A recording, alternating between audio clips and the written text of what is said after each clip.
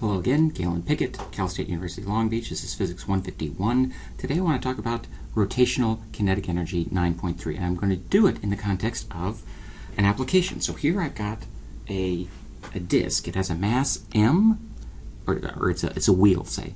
A mass m, a moment of inertia I, and a radius r. So all those things are telling you the properties of the disk. I'm going to put a force F on the axle of the disk, and I'm going to move my hand forward with that force, capital F, at distance L, and I want to know how fast is this thing going in the final state.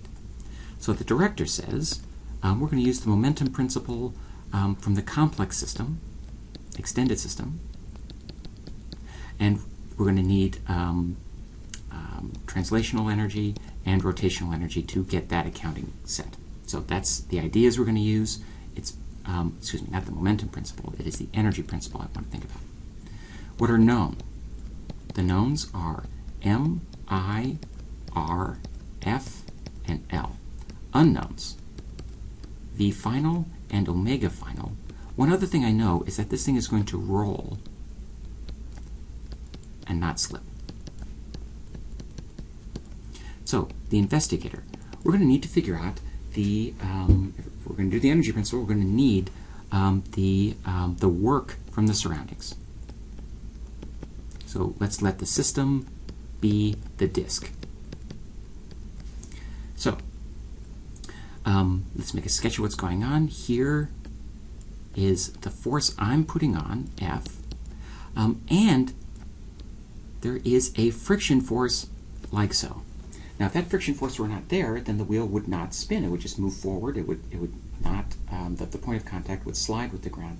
So that friction force has to be there, and it is a static friction force.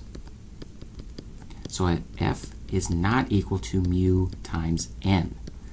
It is whatever it has to be to make sure that this thing rolls without slipping. So now I've got two forces in the surroundings, the surface and the force, so I can say the change in the energy of the system is equal to the work from the surroundings.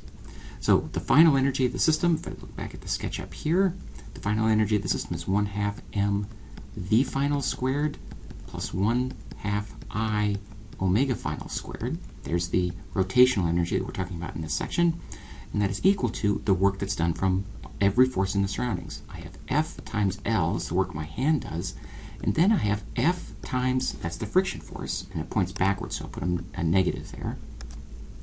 F times 0. Now the 0 comes in because the point of contact there has got V is equal to 0. The point of contact is not moving. It's a different point of contact from time to time. So when it goes forward, this spot on the wheel will then go onto the surface, but every point that's in contact with the surface doesn't slide. So there is no work from the static friction force in the complex system. So that is one equation, and it's got two unknowns in it. Two of the unknowns, my target was VF. The other thing I need is that it's rolling without slipping, so V final is equal to omega final times r. That's the thing that guarantees that the forward motion from the center of mass and the backwards motion from the rotation cancel. So I've got V final and omega r in the negative direction. That's how I get the point of contact doesn't move. So that is equation number 2. Now I've got two equations and two unknowns, and I can tell you what the solution is. So execute. Well, let's take the V final from number 2, the rolling constraint, and put it into number 1. So I have 1/2 m V final squared plus 1/2 I times omega final will be V final divided by R quantity squared, and that is equal to F times L. It's V that we're looking for, so I have m plus I divided by R squared times V final squared is equal to 2F times L. So V final squared is equal to 2FL divided by, I'll write it as MR squared plus I times R squared. Now, looks strange to write it that way, but I do have a reason. So I've got 2FL, and I'll even take it, take 1 over the mass of the system out, and then multiply. So I have an mr squared in the numerator, and an mr squared plus I in the denominator. And that's the answer I have for v. If I take the square root of that, I would have what final velocity is. So let me check this now. The units of v final squared should be meters squared per second squared. So I can just take the square root of that expression. But the way I've written it, I've got F times L divided by a mass, those units, times a term here which is dimensionless. This has got units of moment of inertia, there's the units of moment of inertia, and moment of inertia. So that second term is dimensionless. So I figure out what the dimensions in the numerator are. I've got a kilogram meter per second squared times L, which is a meter, and then I divide by a kilogram. That's meters squared per second squared. So my expression for v final squared does have the right units. And let's see what this means in different limits. If we let I go to 0, that means that the wheel spins freely. And if the wheel spins freely, then there is nothing for the static friction force to do. The slightest friction force will just make it spin in any way it wants to. In this limit, we get that v final squared would be 2FL divided by m. I let I go to 0 in this expression, and I just get a 1. And that's how fast it would go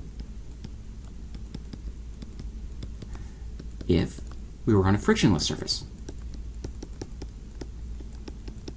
And so that is how you can, that's how you get a nearly frictionless object, like a little toy car.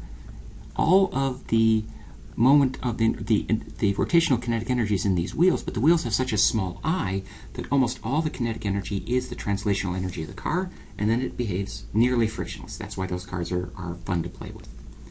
If I is big, then the thing can hardly rotate at all, and then we get that v final squared is almost 0. And you can make I big. You maybe have seen these toys at a state fair or something like that. You've got this metal hooped rod. You've got an axle that's magnetized and this big flywheel that sits in between. And this thing goes forward slowly, and it spins like mad. So almost all of the energy goes into the spinning, hardly any goes into the translation, so v final would go to 0. So both these limits make sense, and what we have here is in fact the correct answer for this problem.